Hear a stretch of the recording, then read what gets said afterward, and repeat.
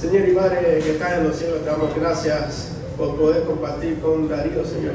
Te damos gracias porque podemos recibir de ti, Señor, en tu palabra. Y te pedimos que tu Espíritu esté obrando en él para que todo lo que él diga sea acorde a tu voluntad. Señor, ayúdalo a él, guíalo a él en este tiempo y que él pueda edificar a tu iglesia. En el nombre de Jesús oramos. Bueno, agradezco mucho a Dios esta oportunidad. El año pasado compartimos con algunas casas donde se reunía la iglesia, incluyendo la sorpresa de ir a casa de Fabio y Elena, con los cuales compartí mucho tiempo. También nos unen fuertes lazos de amistad con el pastor Darwin y realmente consideramos un privilegio poder estar acá con ustedes. El tema que nos pidieron, un tema sobre la familia. Cuando se habla de la familia casi siempre se recibe con más agrado el tema de la armonía familiar, de la obediencia de los hijos, del cariño entre los esposos. Esos temas son más bonitos. Pero el tema que traemos hoy no es de los que se recibe con los brazos abiertos. Pero tristemente es muy común y alcanza no solo a la familia biológica, sino también a la familia eclesial. El título que tenemos para nuestra meditación, según las propias palabras de José, ¿acaso estoy yo en lugar de Dios? Y vamos a hablar del sufrimiento, perdón y soberanía de Dios en los conflictos en la familia. Estos conflictos no respetan edad, no respetan etapa de la vida y por lo general tampoco el alcance de lo que se sufre.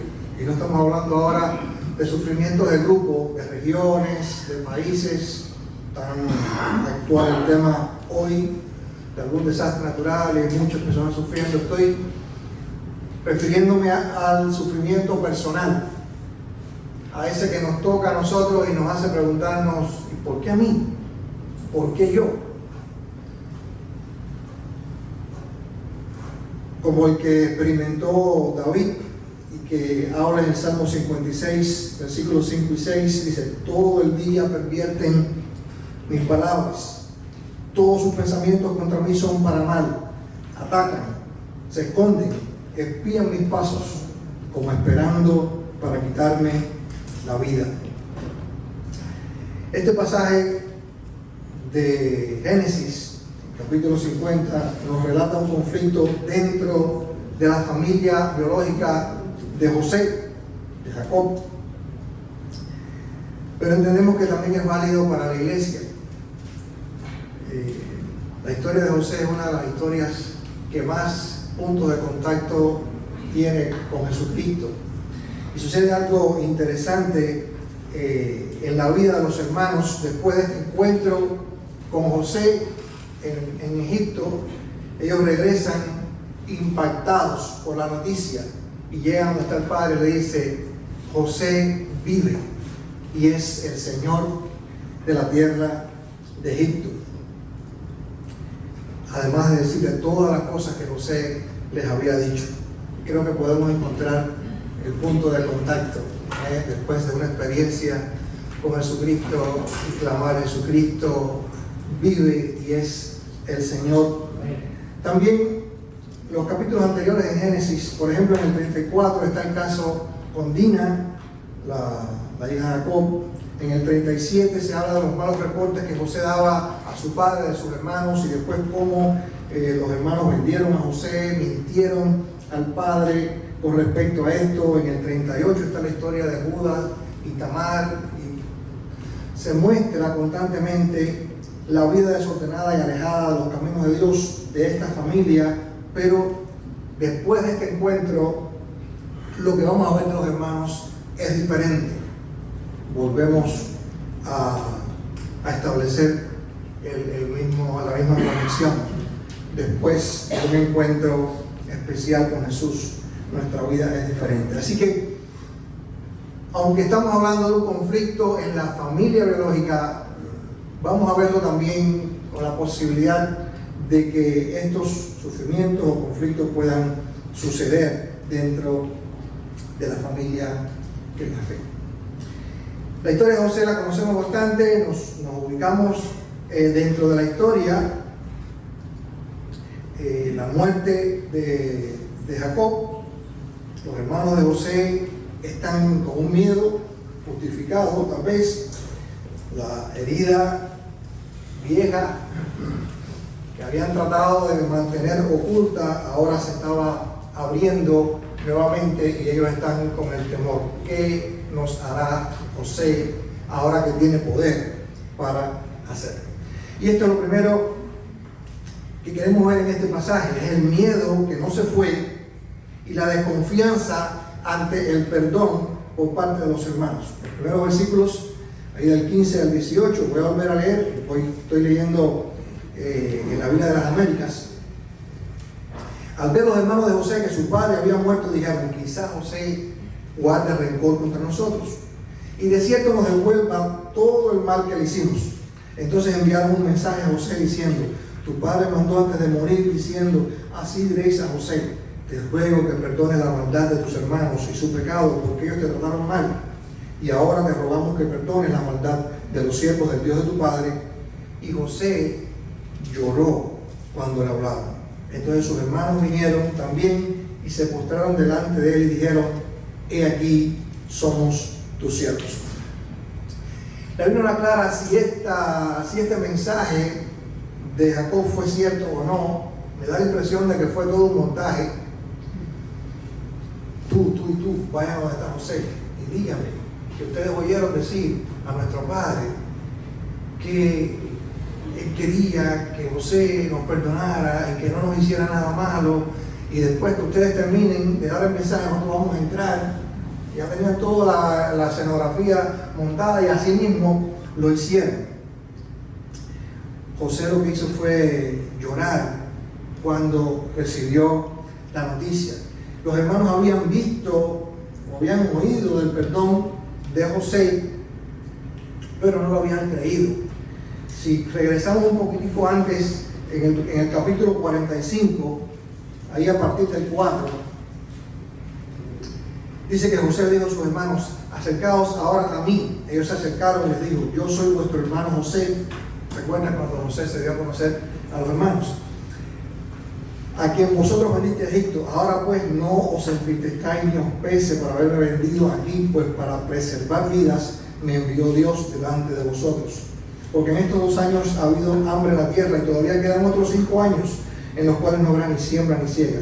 Y Dios me envió delante de vosotros para preservaros un remanente en la tierra y para guardaros con vida mediante una gran liberación. Ahora pues, no fuiste vosotros los que me enviaste aquí, sino Dios.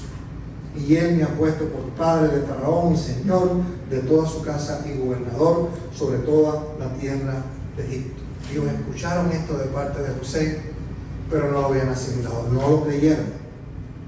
Así que cuando muere el padre dicen: José, nos va a pasar la cuenta. Y es lo normal que a veces sucede cuando hay algún tipo de conflicto. Ellos habían reconocido que ellos habían actuado mal, pero no habían aceptado el perdón de José. En el capítulo 42, en el versículo 21, dice que se dijeron uno al otro: verdaderamente somos culpables en cuanto a nuestro hermano, porque vivimos la angustia de su alma cuando nos rogaba y no lo escuchamos. Por eso ha venido sobre nosotros esta angustia. Y antes de seguir con alguna otra idea, quisiéramos recordarnos que es posible que dentro de la familia de esa biológica o de la iglesia podamos tener recelos. ¿Me habrán perdonado realmente? Él me dijo que me perdonó, pero ¿será verdad que me perdonó? Pero tristemente a veces ese recelo y esa duda también nos llega con respecto al perdón que recibimos en Jesucristo. Lo leemos en la palabra de Dios, a veces lo confesamos, pero en nuestra vida vivimos con la carga de decir: realmente Dios me ha perdonado, esto que yo hice, ¿podrás recibir perdón de parte de Dios?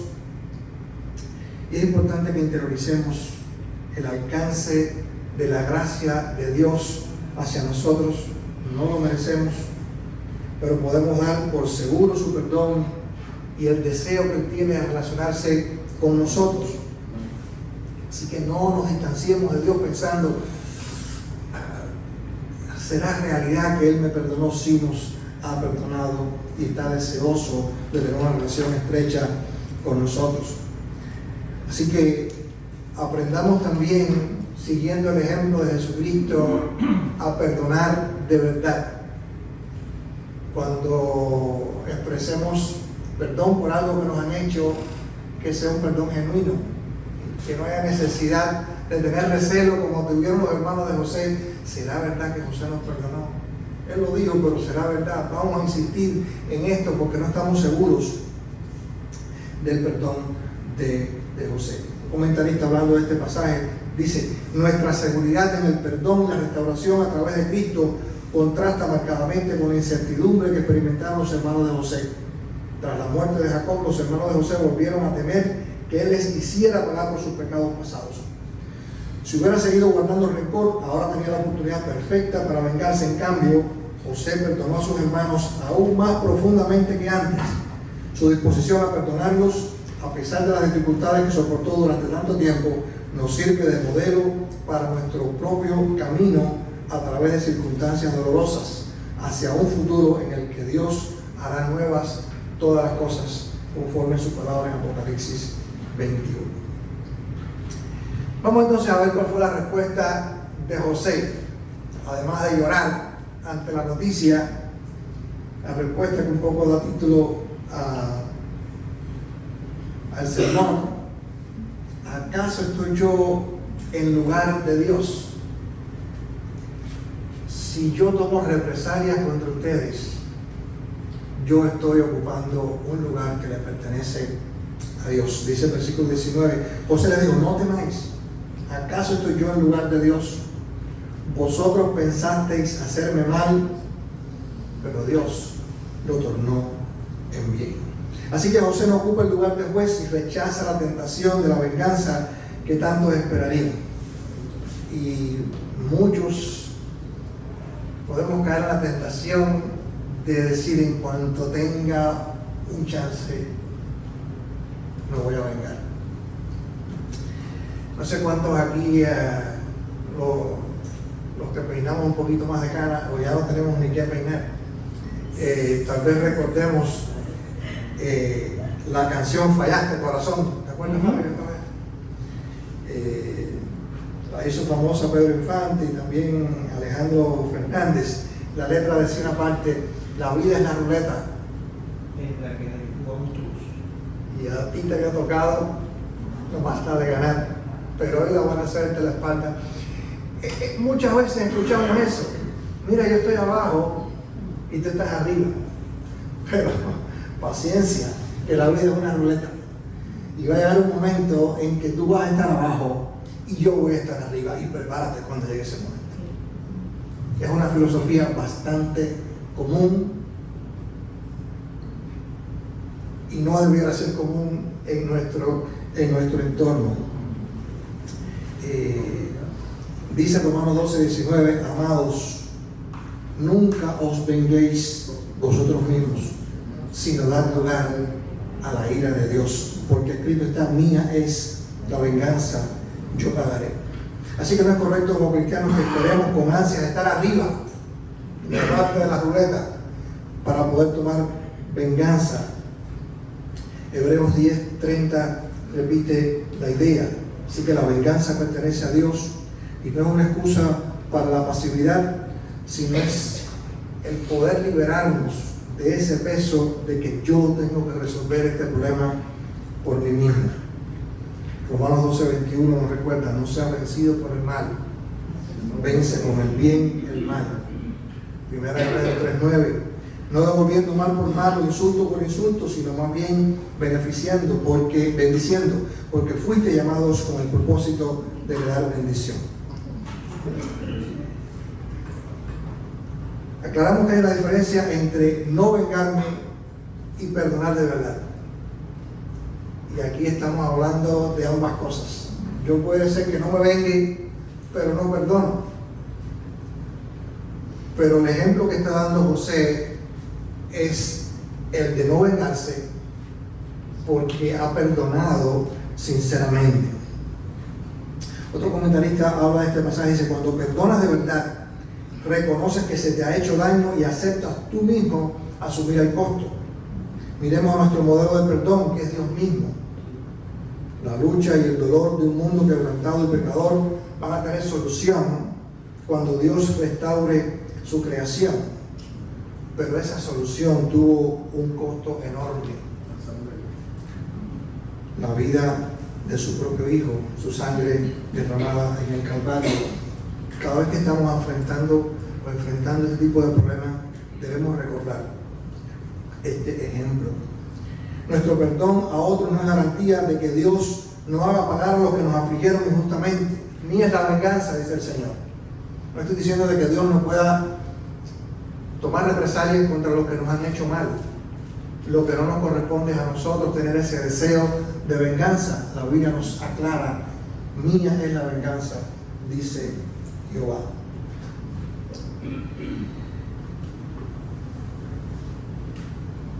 Esto fue lo que José respondió, pero nos interesa mucho ver en este pasaje qué tenía José como meta para asumir esta actitud.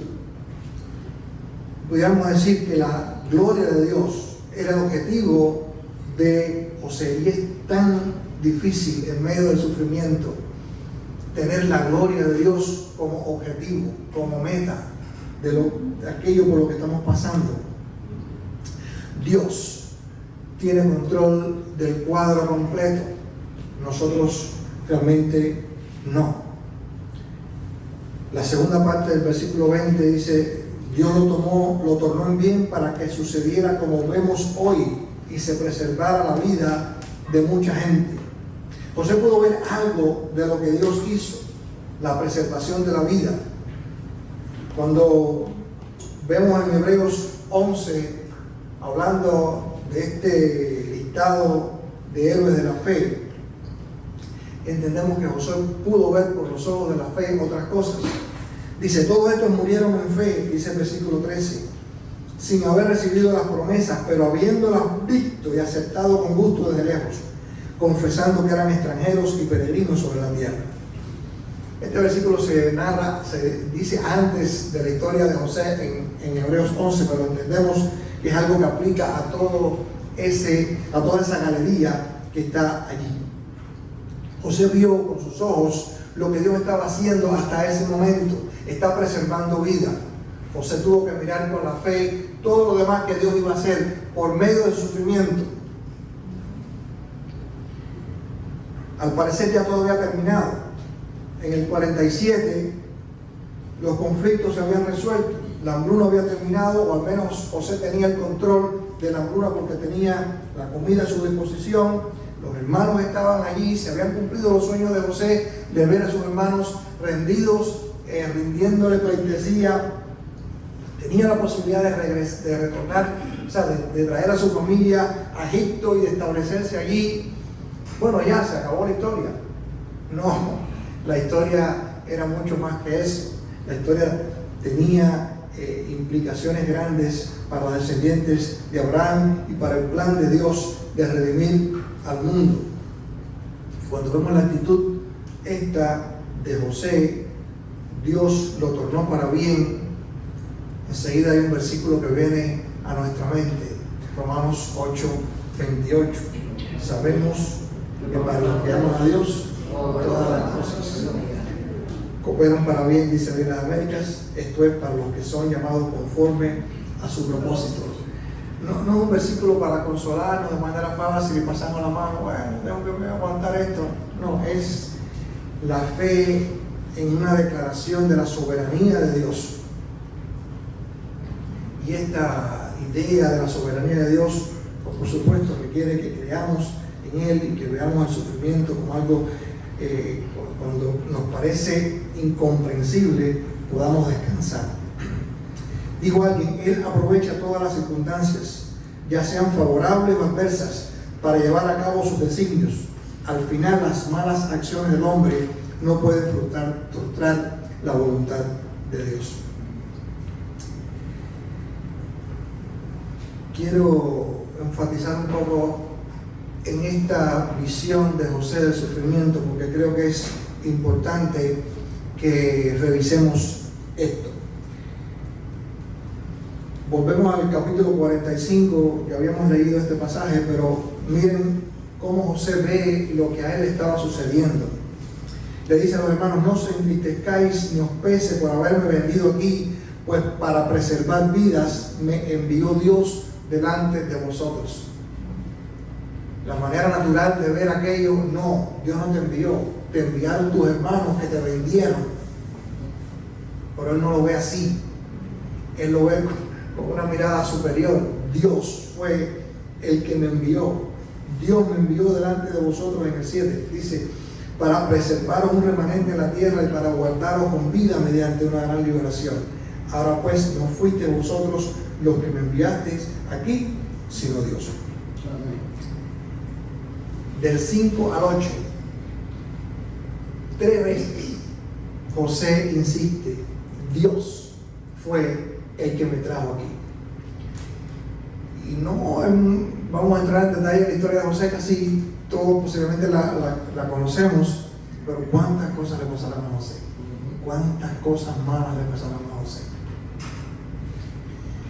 Y al final, alguien que pudiera tener todo el derecho del mundo de estar resentido contra sus hermanos, dice: Dios fue el que me trajo aquí. Para José era más importante que Dios cumpliera su plan y Dios recibiera la gloria, y si en el proceso le tocaba sufrir, él lo veía como un privilegio. Yo sufro para que Dios obtenga la gloria. Y es tan fácil de decir, pero es tan difícil de cumplir. Así que la función no era buscar culpables humanos, era descansar en la soberanía de Dios, sabiendo que Él cumpliría sus propósitos en su sufrimiento. Los culpables son mis hermanos. Pues el culpable fue mi papá, que le dio tanta rienda, y mira mis hermanos lo que se convirtieron. O los culpables fueron no sé quién, o el culpable fue no sé quién. No se dedicó a buscar culpables. Cuando revisamos la historia de Job, vemos esta misma actitud. Job podía decir: todo esto que me ha pasado por culpa de los sabeos, por culpa de los caldeos, o por culpa del arquitecto el que hizo la casa de mi hijo mayor, que mira eso como se derrumbó. Y podía haber buscado algún culpable, pero reconocemos o recordamos la reacción de Job: desnudo salí del vientre de mi madre y desnudo volveré allá. El Señor dio y el Señor quitó. Jehová Dios, Jehová quitó. Sea el nombre de Jehová bendito. No fueron los sabeos, no fueron los caldeos, no fue el que construyó la casa. Jehová dio y Jehová quitó. Si cerramos los ojos un momentico y pensamos en algún momento en que nos han hecho algo que consideramos injusto, es muy posible que nuestra reacción haya sido buscar un culpable. Pero cuando hablamos de enfrentar el sufrimiento con madurez, no puede faltar en la fórmula la soberanía de Dios. Y no debiera faltar que la gloria tiene que ser para Dios. Tal vez para completar el cuadro, déjenme dar un ejemplo contrario. Y vamos a hablar de Jonás. Jonás va a Nínive. Dios le dice: tienes un mensaje que dar. ¿Cuál es el mensaje? Dentro de 40 días Nínive va a ser destruida. Ok, yo soy profeta y lo mío es dar tu mensaje. Llego a Nínive, ya sabemos ya de segunda vuelta, porque la primera que hizo, llegó a Nínive y fielmente proclamó lo que Dios le dijo. En 40 días Nínive va a ser destruida. ¿Qué pasó en los 40 días? Dios mostró su misericordia. Y ahí saltó Jonás. Ya yo lo sabía. Por eso es que yo no quería ir. Tú eres un Dios misericordioso. ¿Qué clase de papelazo he hecho yo delante de los ninivitas, anunciando que Nínive iba a ser destruida en 40 días? Y pasaron los 40 días todavía, sabiendo que Dios iba a tener misericordia de Nínive. Él se paró allá a esperar, deseoso de que Dios mandara castigo y juicio sobre Nínive para que él quedara bien como profeta. Haces bien en enojarte tanto. Jonás, ¿por qué no puedes sufrir el que tú hayas quedado mal si yo, Dios, he quedado bien? No, yo quería quedar bien yo. No me interesa que quedes bien tú. No sabemos cómo termina la historia de Jonás. Es interesante que este libro se queda con un suspense, no sabemos qué pasó. Pero hasta ahí Jonás está totalmente desaprobado.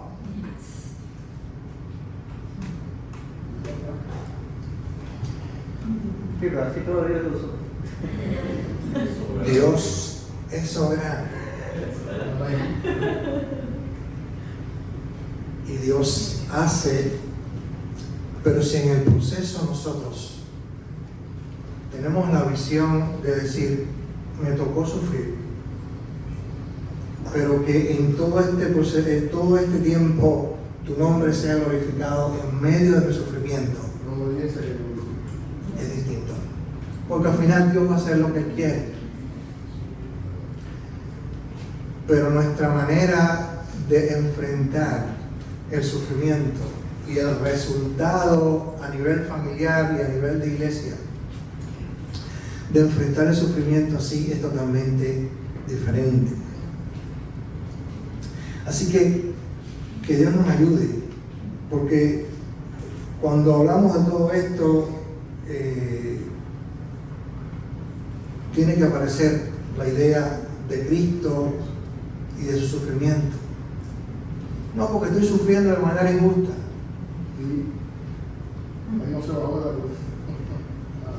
¿Cómo tú vas a hablar de que tú eres justo y que no puedes sufrir porque tú eres justo cuando tienes a Cristo delante de ti?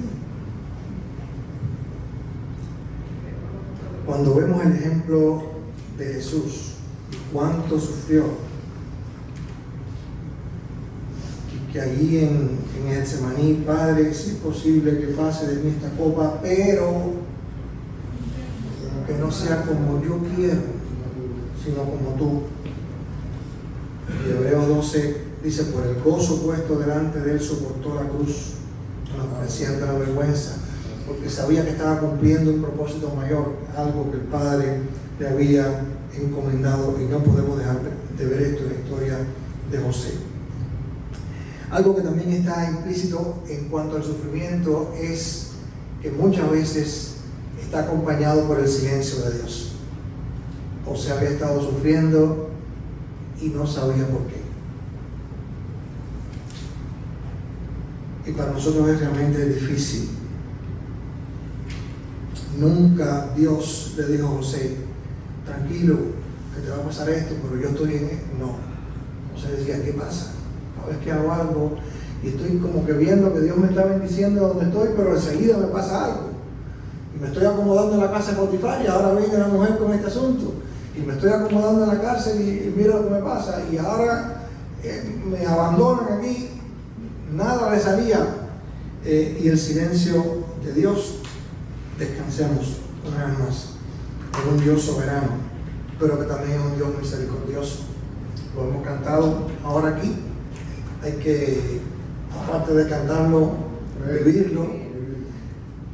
Pero esta historia nos ayuda. Terminamos entonces con las acciones después del perdón. Y el último versículo. Ahora pues, no tengáis miedo. Yo proveeré para vosotros y para vuestros hijos. Los consoló y les habló cariñosamente. El perdón de José no fue solo verbal, En varias oportunidades Pablo incluye esta dimensión en la parte práctica de sus cartas. Voy a usar un par de versículos en Efesios 4:32. Sed más bien amables unos con otros, misericordiosos, perdonándoos unos a otros, así como también Dios os perdonó.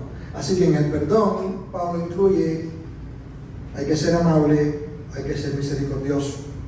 Y 1 Tesalonicenses 5:15, mirad que ninguno devuelva a otro mal por mal, sino procurad siempre lo bueno, los unos para con nosotros y para con todos. Así que en lugar de devolver el mal, lo que tengo que tratar de hacer es lo bueno.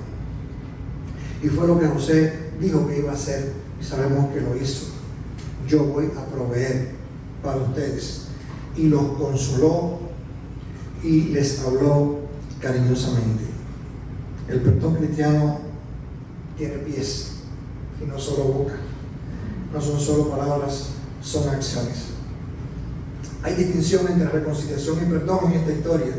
José perdonó, pero la reconciliación demoró todavía un poco más.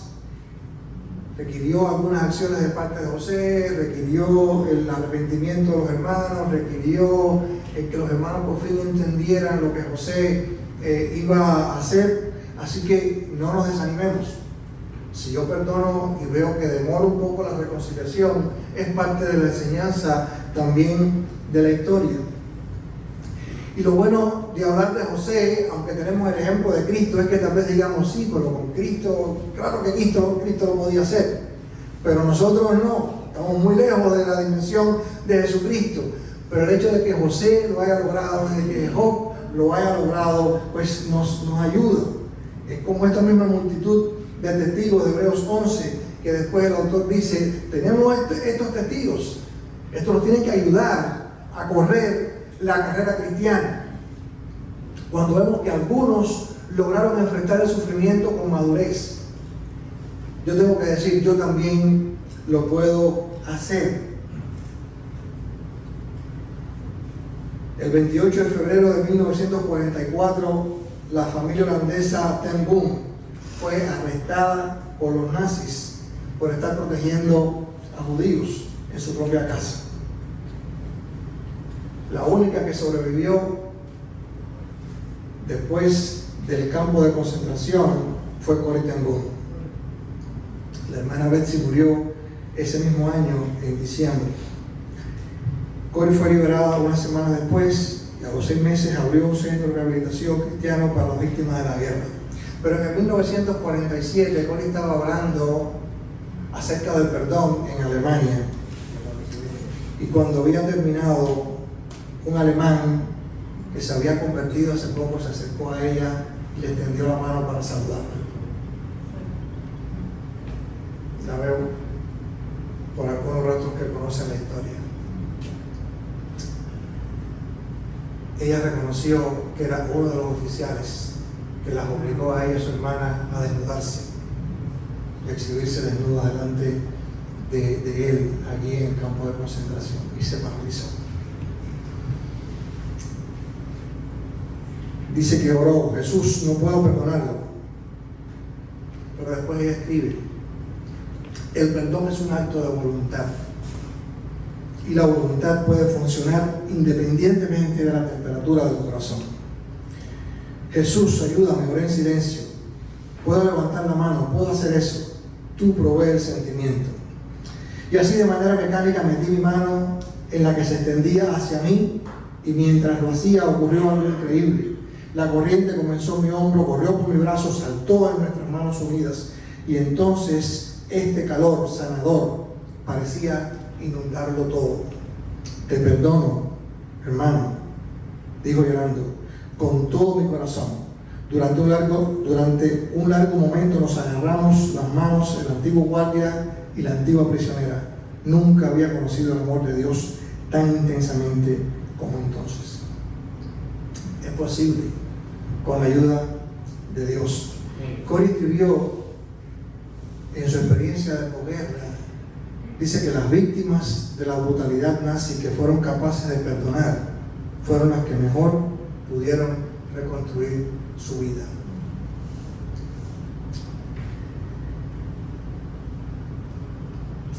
Terminando, leo lo que Thomas Hale escribió en su comentario de Génesis sobre cómo fue que José pudo perdonar a los hermanos después de lo que le habían hecho.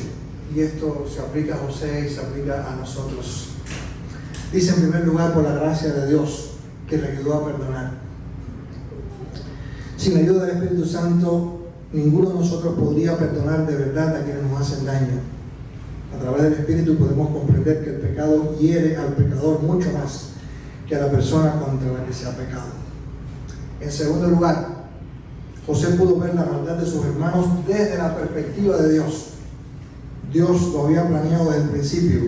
No perdonar a sus hermanos sería lo mismo que no perdonar a Dios. Me gustaría atrevidamente incluir aquí: tengamos la gloria de Dios como nuestro objetivo cuando estamos pasando por sufrimiento injusto. En tercer lugar, dice Thomas, José se dio cuenta de que su perdón era mucho más importante para él que para sus hermanos. Al perdonar a sus hermanos no le estaba haciendo tanto un favor a ellos como a sí mismo. Negarnos a perdonar envenena nuestra alma, mata nuestra alegría y nos priva de las bendiciones que Dios nos daría de otro modo. Así como perdonamos a los demás, así nos perdonará Dios. Al menos lo encontramos así en Mateo 6:12 y del 14 al 15. ¿Puedes recordar algún momento en el que percibiste la bondad de Dios en medio de tu sufrimiento? ¿Cómo ha utilizado Dios tus pruebas para beneficio de otros? Y a no ser que las familias aquí y esta iglesia sea única en el mundo, y no lo es. O hemos pasado o vamos a pasar por sufrimientos en la familia biológica y en la familia de la fe. ¿Debiera ser? No. Las familias deberían ser un remanso de paz y nunca haber un problema. Sí, pero no es. Allá en Cuba se usa mucho, siempre hay una ovejita negra en la familia. No sé si en otras culturas también se usa esa frase. Y en las iglesias, redimidos por Cristo, habiendo recibido el perdón de Dios, no, aquí no debe haber problema. Espero que Miami City Church sea la única iglesia en el mundo donde no haya problema. Me animo a pensar que por más que lo quiera, no es el caso. Pero va a ser toda la diferencia la manera en que yo enfrento lo que Dios está permitiendo en mi vida, mirándolo desde la perspectiva de Dios, teniendo la gloria de Dios en mente y sabiendo que Dios es un Dios soberano. ¿Cómo ha utilizado Dios tus pruebas para beneficio de otros o para recibir su gloria? ¿Cómo has sido tú beneficiado y has crecido en el proceso? Damos gloria a Dios por la obra redentora de Jesucristo, por su gracia manifestada en la cruz. Los hermanos de José vivían con incertidumbre sobre el perdón de sus hermanos. Nosotros tenemos la certeza del perdón en Cristo. Dice Romanos 8, no hay condenación para los que están en Cristo Jesús. Así que la pregunta no es si Dios nos perdonó, es si vamos a vivir como perdonados y vamos a extender ese perdón a otros. Señor nos bendiga.